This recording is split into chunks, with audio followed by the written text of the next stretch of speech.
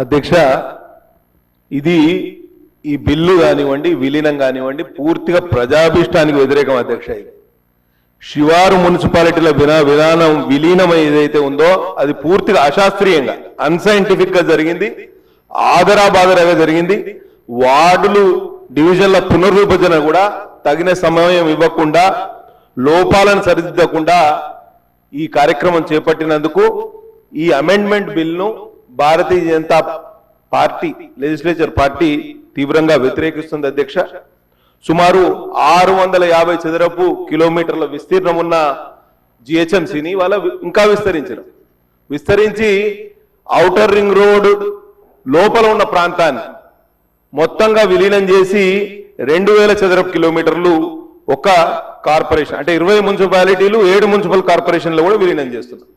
ఇప్పుడు 1 కోటి ఉన్న జనాభా రేపు 2 కోట్లు అయితే నాకైతే దీని పరమార్థం ఏందనేది నాకు ఇంకా అర్థం కాలేదు.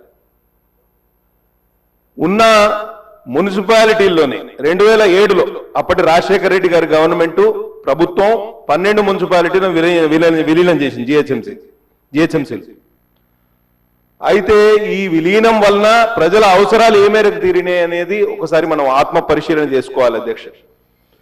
పెరుగుతున్న జనాభాకు తగ్గట్టుగా మంచినీరు కానివ్వండి, డ్రైనేజ్ వ్యవస్థ కానివ్వండి, రోడ్లు కానివ్వండి, ఫ్లైఓవర్ల నిర్మాణం కానివ్వండి, ట్రాఫిక్ ఇబ్బందులు తీర్చడంలో కానివ్వండి, కాలుష్య నివారణలో కానివ్వండి, మౌలిక వసతుల కల్పనలో కానివ్వండి ప్రభుత్వాలు విఫలమైనవి. We have to accept it.